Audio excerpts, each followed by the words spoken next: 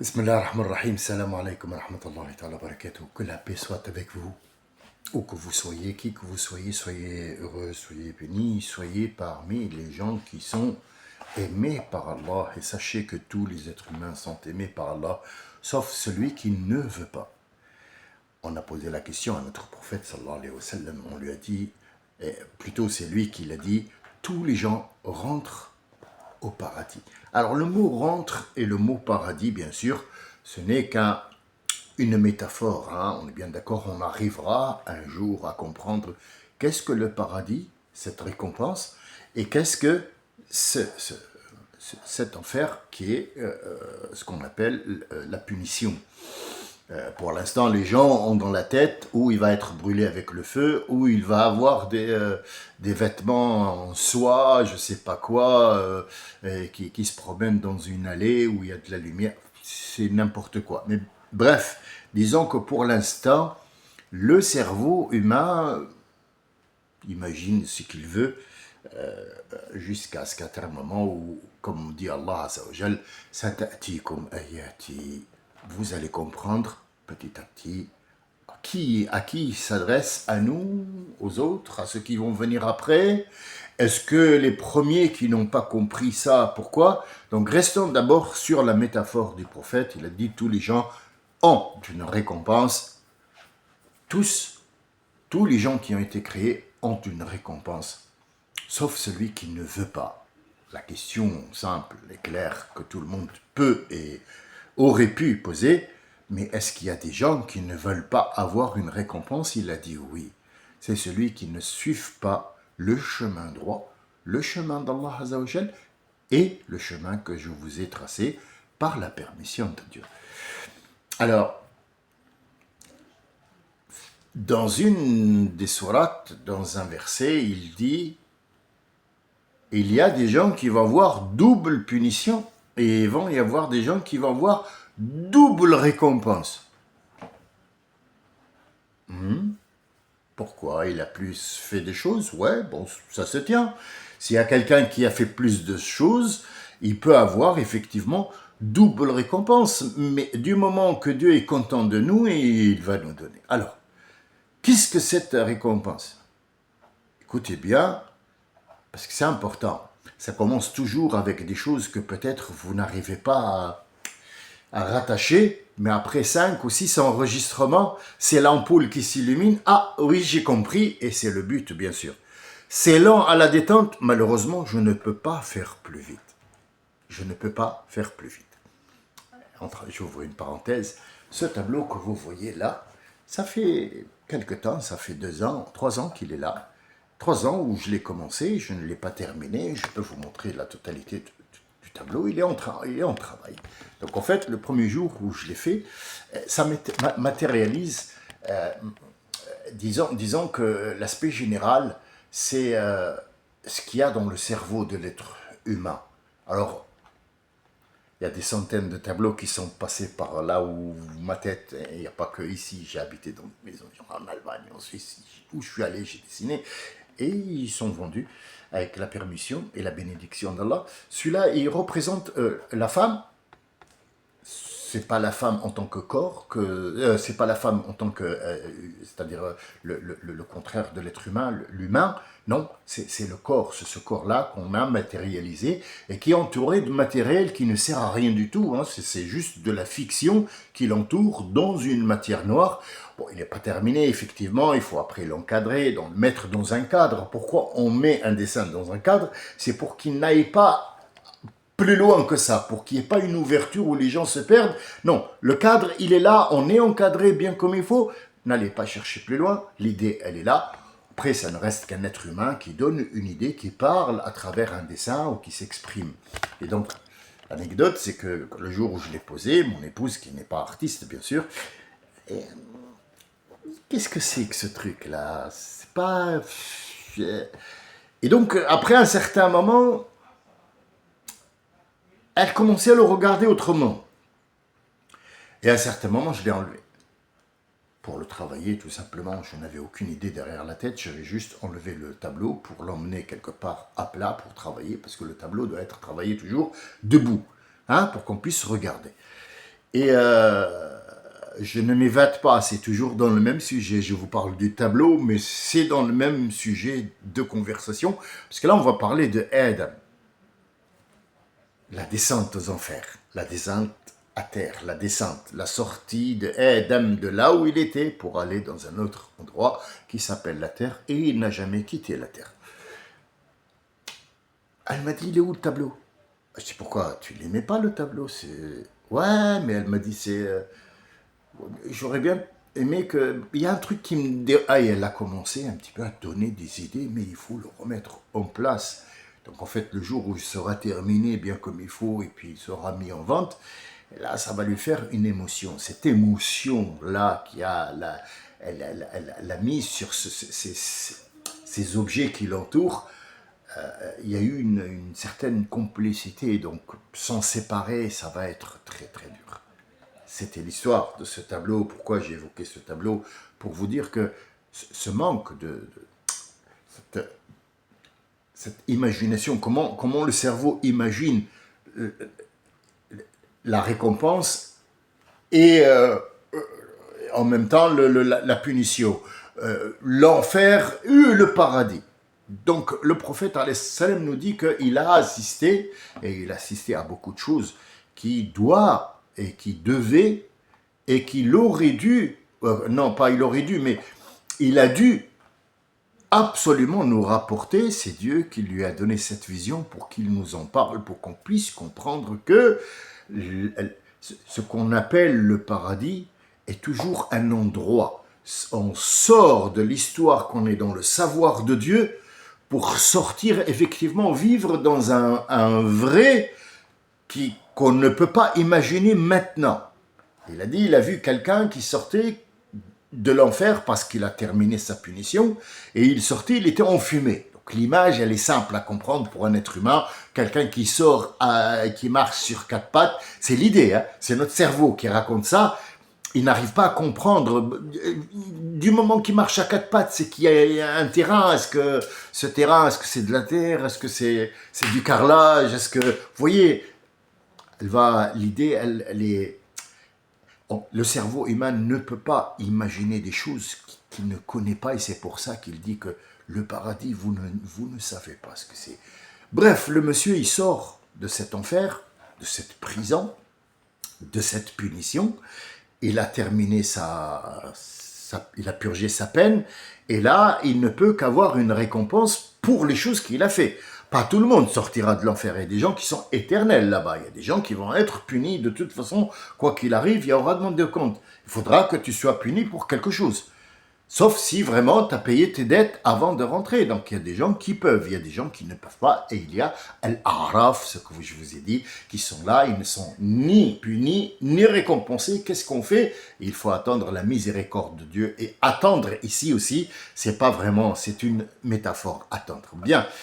Il va sortir enfumé, tout enfumé. Ah ouais, mais il était en train de brûler. Alors, la fumée aussi, c'est une métaphore. C'est pas qu'il était en train de brûler, il y a autre chose, quoi. Vous voyez? Bien. Et Allah Azza wa Jalla lui dit, t'as terminé ta purge, Mohammed sallallahu alayhi wa sallam est venu te sortir. Oui, ton prophète, il est venu te sortir parce que t'as fait des conneries. Tiens, je te donne... Alors, qu'est-ce qu'il lui donne? Il lui donne l'équivalent de 10 terres qui regardent. La terre, l'équivalent de 10 terres. 10 globes terrestres qu'il regarde devant lui, lui dit ça c'est à toi. Et ce n'est pas la terre que l'on connaît, c'est la terre qui est purifiée de toutes choses, où il peut habiter dedans et manger à sa guise comme il a été pour le premier homme. Ça c'est pour toi. Et donc le gars, il était tellement en enfer, il était tellement dans un autre monde de punition, qu'il croit que ce que Dieu lui dit, il va le narguer. Ça veut dire, il lui dit, Ya Rabbi, tu es toujours en train de te moquer de toi. Ça fait partie de la punition, te moquer de moi, me donner Zama comme quoi 10 fois la terre, et en fait, tu vas me faire retour. C'est ça, ça fait partie de la torture. Vous voyez, là, il nous donne une petite aperçu que la torture n'est pas forcément être brûlé. c'est pas forcément être brûlé. Ça me rappelle une petite anecdote. C'est pas un personnage important, mais disons que moi j'ai capté la blague que les autres n'ont pas capté malheureusement, parce que chez nous c'est pas une blague qu'on peut accepter facilement dans la tête. Et donc il y a une femme qui a accouché, qui est en train d'accoucher. C'est comment il s'appelle là, le Canadien noir qui fait les blagues. Je m'en fous complètement. De toute façon, c'est pas. Voilà. Et donc, Terry Cavana. Cavana, voilà. Cavana. Il dit oui, tu souffres, chérie, parce qu'il lui avait fait une torture. Il lui a dit ah, tu parles de ma douleur. Donc la femme enceinte parle. Tu veux avoir mal, parce que moi j'ai mal là. Hein, tu veux avoir mal. Eh ben j'ai couché avec ton frère. Vous voyez. Personnellement, ça m'a fait sourire dans le sens où j'ai compris ce que qu'était la métaphore. Que le mal n'est pas forcément parce que tu sors un bébé ou tu es brûlé avec le feu ou tu as pris un coup de couteau ou tu as pris un coup de massue. Non, la punition, le mal, l'enfer, Adam va le vivre en vrai, mais ce n'est qu'un avant-goût de cet enfer-là. Voilà.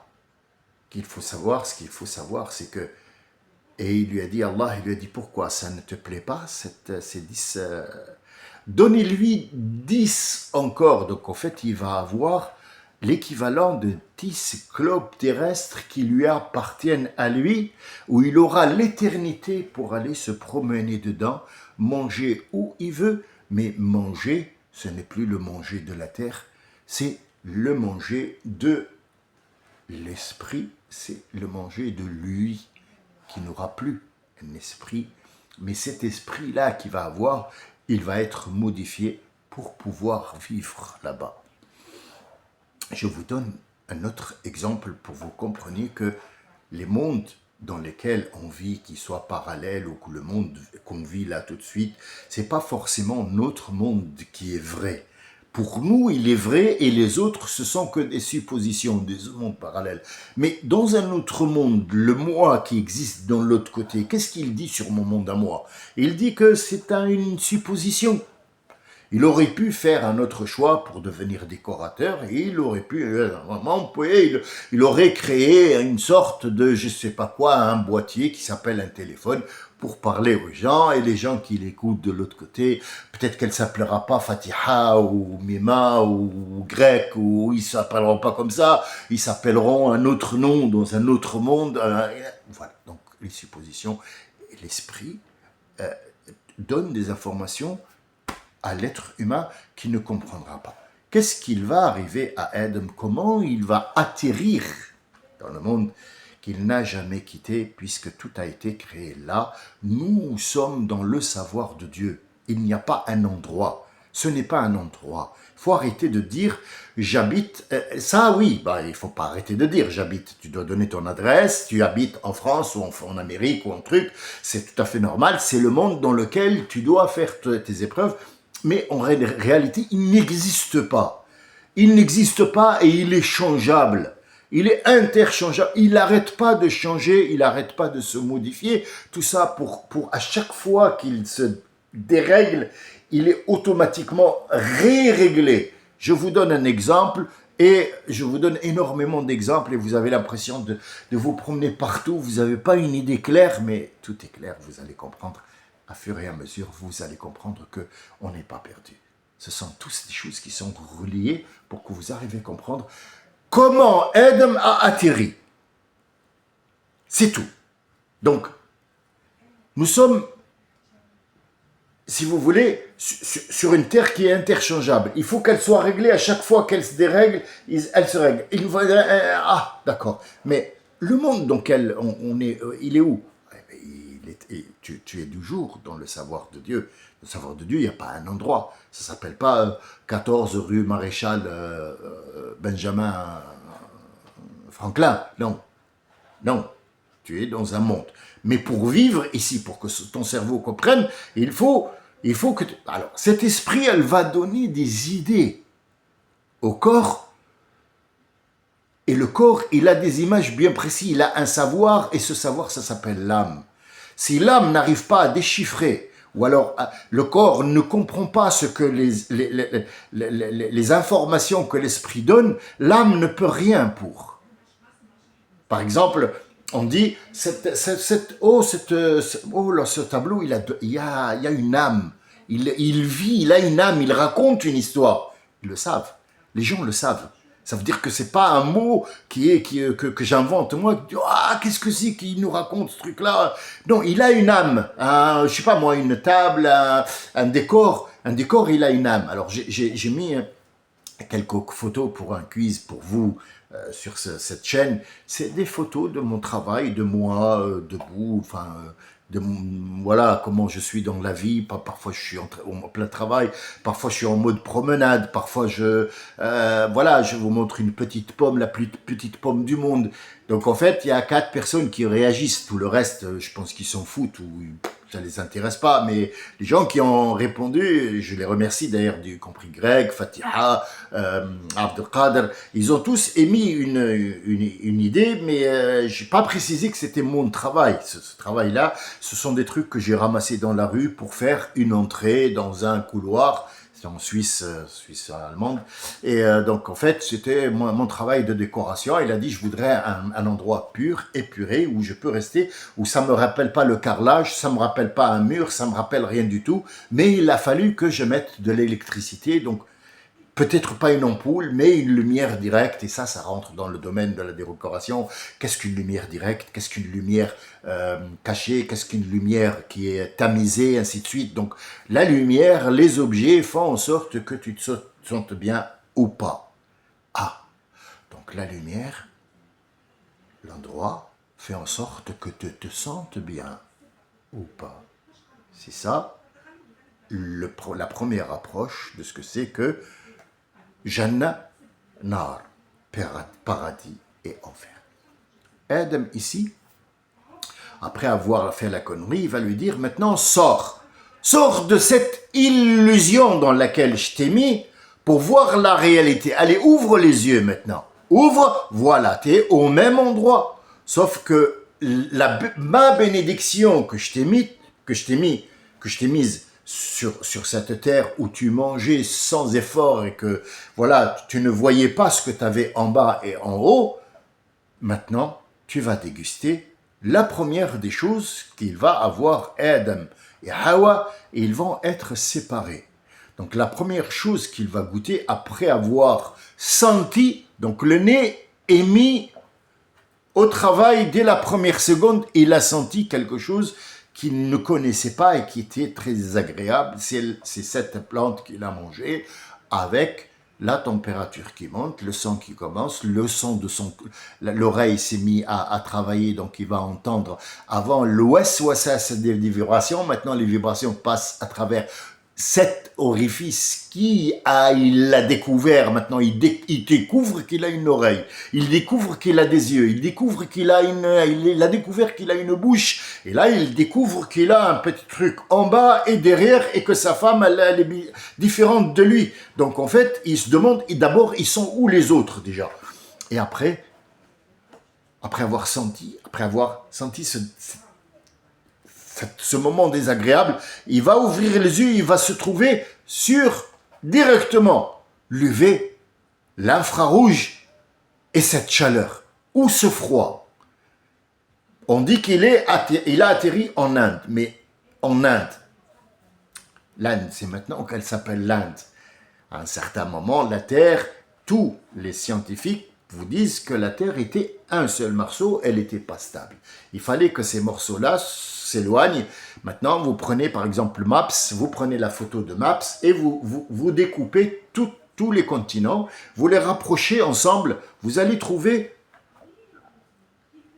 la motte de terre qui était à l'origine et tout le reste c'était de l'eau. Donc c'est pour ça que la terre n'était pas stable. Une fois il fait chaud, une fois il fait froid, on ne sait pas aller où, jusqu'à ce qu'à un certain moment ils vont se disperser et là elle va se stabiliser et elle va faire le tour. Mais entre-temps, Adam était dessus et c'était pas stable. Donc on ne peut pas dire que c'était l'hiver, c'était l'été, il y avait 4 saisons, pas pour l'instant, il découvre les sentiments et il va découvrir ce qu'on appelle la séparation. Adam, Hawa, elle était avec lui, c'est la seule être qui lui ressemblait, qui émane de lui, donc il ne peut pas prendre comme étant copain ou quelqu'un qui va l'accompagner ange, mais Gabriel était là et il devait lui montrer sans être présent pour ne pas l'habituer à sa présence, parce que sinon ça ne sert à rien, il doit être livré à lui-même. Et il y a ce chien errant qui s'appelle Iblis, qui va un petit peu le narguer, mais pour l'instant, il l'a fait sortir, donc il va reculer et il va essayer de rassembler les gens qui veulent bien venir avec lui, enfin les gens, les genoux, tous les autres, ils ont dit, nous, on rentre pas dans ton histoire, laisse-nous tranquille, on va vivre ailleurs, sans avoir de conviction, ou alors avoir une croyance quelconque qu'il y a un Dieu. Donc ils vont vivre ce qu'on appelle leur vie à eux, dans leur monde à eux, qui est toujours formé de la même chose, et des mêmes matières, ils mangent toujours l'énergie de cette chaleur. Bien. Ils disent l'Inde, et apparemment il y a une empreinte, et moi-même je suis monté, j'ai fait cette ascension. Ascension, le mot il est grand, mais je suis monté dans cette montagne une journée entière et une nuit pour arriver voir l'empreinte soi-disant de Adam, qui est malheureusement fausse, bien sûr. C'est pour attirer les gens, pour faire un commerce, mais apparemment, dans une montagne, il y a l'empreinte de Adam où il a marché. Arrêtez les conneries, il n'a pas marché que là-bas. Et c'est con, pourquoi dans une montagne? Pourquoi, en fait, il était aussi grand que ça pour mettre les pieds? Il était sur Ninja, tu vas le rendre, c'est film Karate Kid. Faut arrêter les conneries. Donc, il y a des choses qui sont pas justes. Et pour l'histoire de « ils sont pas justes », je vais vous donner un petit aperçu. Vous allez comprendre effectivement comment ces gens-là, ils dirigent le monde avec leurs mensonges. Nous allons commencer par un soi-disant rabbin. En arabe littéraire, ça s'appelle « rahban ».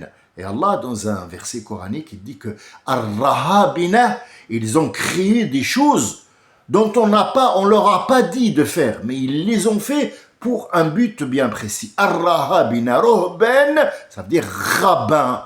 Ar-rohben, c'est celui qui tenait à l'époque l'endroit du culte et qui dirigeait, et que personne ne devait absolument le diriger, même au temps des pharaons.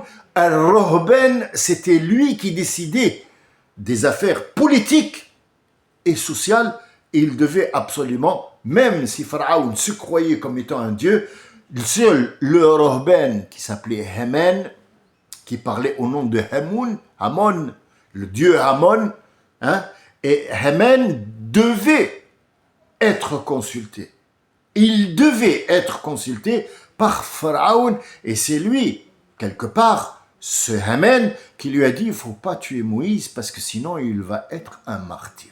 Sauf qu'on va, et au fur et à mesure du temps, on est devenu, soi-disant, qu'il y a des gens qui ont compris la science, compris des choses dans la nature, que les rahébina, ces rabbins-là, n'acceptaient pas. Il fallait absolument brûler ces gens parce que ils s'appuyaient sur les choses qui sont arrivées sur Terre par rapport avec Babylone, avec les genoux, avec tout ça. Et ils disaient, ces gens-là, ils sont habités par le diable, il faut les brûler. Et seul le feu pouvait les brûler. Et donc, ils brûlaient les gens qui avaient une histoire à raconter, une vérité qu'ils ont découvert. Galilée n'arrêtait pas de répondre sur le bûcher, et pourtant elle tourne. Elle n'est pas plate, la terre. Elle tourne. Ce n'était pas un sorcier, ce n'était pas quelqu'un qui utilisait la magie, mais les rabbins, ça.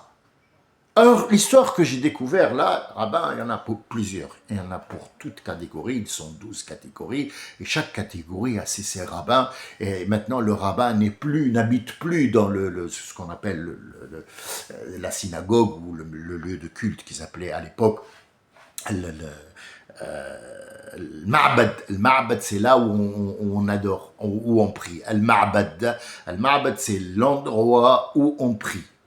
Traduit mot à mot, l'endroit où on prie, l'endroit où on adore Dieu. Et donc, Allah s'appelle Allah pas depuis les musulmans. Allah s'appelle Allah depuis la création. Depuis les Juifs, depuis Ibrahim, il l'appelait l'air, Allah, Allah. Et ils le savent très bien, sauf qu'ils ont changé le nom parce que eux-mêmes, ils ont pris le nom Hawidou. Hawidou, ça veut dire ils sont allés du côté de Allah, qui s'appelle Huwa, et ils ont plusieurs noms qui donnent à Allah, mais ils ne veulent pas l'appeler Allah parce que les musulmans l'appellent Allah tout simplement, mais c'est pas son nom Allah, c'est la divinité, c'est la chose, astaghfirullah, pas la chose, mais ce qui est adoré, ce qui est adoré. Qu'est-ce qu'ils vont faire? Un rabbin s'appelle Louetiti ou je ne sais pas quoi, je vais vous mettre immédiatement la chaîne de ce monsieur qui a malheureusement pété un câble. C'est un Français, hein, c'est un pur Français qui a pété un câble après avoir entendu ça, et ça l'a mis en grogne, et malheureusement, moi j'étais d'accord avec lui parce qu'on a entendu pire que ça. Hein. C'est pas... Alors il a dit que le monde a pourri à cause des Français parce que voilà, dans notre je sais pas quoi, enfin lui il vient de créer quelque chose, ce rabbin, attention, hein, il vient de créer une autre, voilà. Alors il parle aux Français de France, parce qu'il parle en français, il parle aux Français de France, il leur dit attention, ne mangez pas le pain des Français. Pourquoi? Parce que la baguette française n'est pas une baguette comme ça, c'est pas comme ça, ils ont dit ah tiens on va... Non, ils ont fait la baguette et ils ont fait en forme de serpent qui a sorti Adam du je sais pas quoi, il dit des mots en hébreu, et mettez-lui dedans un truc et ça fera un serpent, et attention à ces goy, à ces guim, et il leur donne des noms en fait, et c'est pour ça que les Français, ils nous ont eu. Alors faites attention. Vous voyez cette histoire-là, qui n'a ni queue ni tête, en fait. Tu ne racontes même pas ça à un enfant, parce que c'est au nom de quoi? Au nom de la religion. Au nom de quoi? Au nom de tout le peuple juif. Vous voyez, il n'y a pas que lui. Il y a par exemple la Bible. Et il est allé, et Dieu est descendu, et Ibrahim lui a lavé les pieds. Pourquoi? Du ciel en haut, c'était boueux, et puis il n'a pas trouvé de cordonnier, Dieu, comment ça se passe? Je veux comprendre, moi, parce que bon, il a eu l'habitude de porter des Santiago, mais bon, bah, comme il va atterrir, et de toute façon, ou en Israël, ou en Amérique, hein, il peut pas venir en Algérie, il faut arrêter les conneries, ou en Tunisie, mais non, et où il atterrit en Amérique, bien sûr à New York, comme Godzilla, ou alors à Tel Aviv. C'est tout à fait normal, c'est Dieu. Et Ibrahim, il l'attend, il va lui laver les pieds. Si ça frissonne, en fait, qu'est-ce que c'est que ces conneries? Ou alors, chez les musulmans aussi, il prend les animaux comme ça, et lui dit, allez, vas-y comme ça, la fourmi, le rhinocéros, chalromien. Là, c'est qui mange les girafes, et que là, c'est pas bien que France Akbar, et que, en fait, tous, ils sont tous en train de faire ce qu'on appelle de l'illusion, parce que les gens n'ont pas de vérité, ils n'ont pas de socle. Adam, il est venu dans une comète. Ça, je peux l'accepter. Allez, je peux à la limite imaginer, comme je sais qu'il y a la lune, il y a le machin, je peux dire il est venu d'une comète. Mais où? Il est venu d'où? Son corps n'est pas fait pour vivre ailleurs qu'ici. Même le corps qu'il lui a donné, qui mange avec l'envie, n'est pas fait pour vivre dans un monde. Je vais vous donner un exemple. Quand notre prophète, sallallahu alayhi wa sallam, il est monté pour voir ce monde qui est en haut, il a pris son corps physique, humain, est resté là, il a pris l'aspect angélique, puisque la seule personne qui peut dire « je suis plus près de la perfection, je suis la perfection elle-même, et je suis la pureté à 1 gramme près », c'est Mohammed sallallahu alayhi wa sallam. Et oui, le monde a été créé pour lui. Je suis désolé, celui qui me dit le contraire, qui vient me le prouver, mais sans les histoires de la baguette avec dedans et un truc, on est bien d'accord. Bien. Et donc, cette histoire-là cette histoire de il est monté, mais il a pris un aspect angélique, on peut le trouver aussi dans l'autre sens. Il y a Al-Khidr qui a vécu avec Moussa, et que Moussa allait aller voir. Il a une histoire aussi. Pourquoi cette personne-là, qui est née physiquement être humain, devient avec un aspect angélique sur terre et non pas dans les cieux? Pourquoi les genoux ont cet aspect-là et ça n'a pas changé? Pourquoi il ne peut pas prendre un autre aspect? Parce que l'être humain n'est pas fait pour vivre dans l'espace.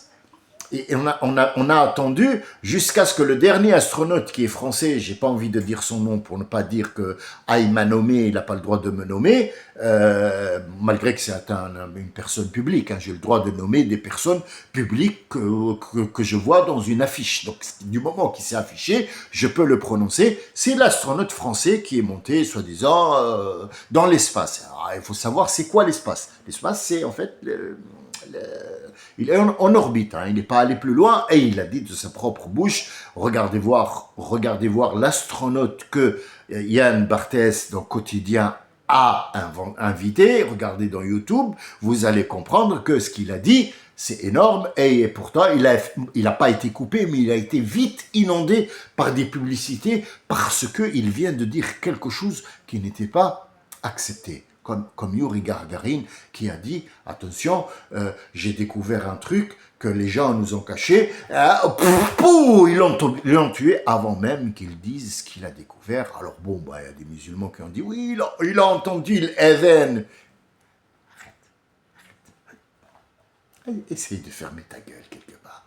Even de quoi? Il a entendu l'appel à la prière où? Dans le ciel? Pour faire quoi? L'appel à la prière, elle a été créée par après avec le prophète. Il a dit, Ya Bilal, Ya Bilal, Ya Bilal. On doit trouver quelque chose pour appeler les musulmans. Alors ils ont dit la cloche, il a dit non, il a dit on va crier non, il a dit tiens, dis ces mots-là, il a dit ces mots, Hayya al-falah, Allahu Akbar, Allahu Akbar. L'appel à la prière, elle a été créée avec Muhammad sallallahu alayhi wa sallam. Qu'est-ce que tu me racontes? Elle a été créée pour le ciel, de quoi? Pour appeler qui? Appeler qui dans le ciel? Donc c'était pas ça. Mais Yuri Gagarin a vu quelque chose qu'il n'aurait pas dû révéler. Il aurait dû se taire. Mais il l'a dit quand même. Et l'autre aussi a dit la même chose. Il a dit quand on est dans le ciel, en fait notre corps, il s'étire. C'est pas comme sur la terre. Il doit être absolument stable. Et il est stable comme la terre, puisque la terre, à fur et à mesure, vous voyez, on revient. C'est pour ça que tout est lié. À fur et à mesure qu'elle se déstabilise, elle est remise directement dans le droit chemin. C'est pareil pour le corps, mais quand le corps, vous allez l'envoyer sur Mars, ou l'envoyer, enfin si vous pouvez, ou sur la Lune, il va s'étirer. Donc vous allez mourir, vous allez être comme un chewing-gum, vous ne pouvez plus vivre. C'est tout, c'est automatique, c'est scientifiquement prouvé. La science, elle est là pour prouver les mensonges et non pas la vérité d'Allah et le mensonge de l'être humain. Là, on a mis la science, elle est là pour moi je suis scientifique, je ne crois pas en Dieu. Mais comment t'expliques ces trucs-là? Ah ben je sais la science. Voilà. Donc en fait, on est un peu con. Et pourquoi? Parce qu'on a fait en sorte qu'on reste con comme ça. Et nous restons sur Adam qui va découvrir tout ça. Tout ça, il va le découvrir. Mais à un certain moment où il a commencé. Il a commencé à découvrir d'abord l'odeur, puis après le son. Le son, c'est la première des choses qu'il a pris, c'est le son, cette vibration. Il a entendu Shaitan lui a dit, va manger de ça. Va manger de ça. Mais la première question, où sont les autres? Où sont les autres moi? Je ne suis que moi. Et où est Hawa? Il ne sait pas que c'est une femme. Il a découvert qu'il y a des trucs qui sortent, mais il ne sait pas à quoi ça sert. Mais le premier sentiment qu'il a senti, qui était un sentiment de mal-être, c'est cette séparation.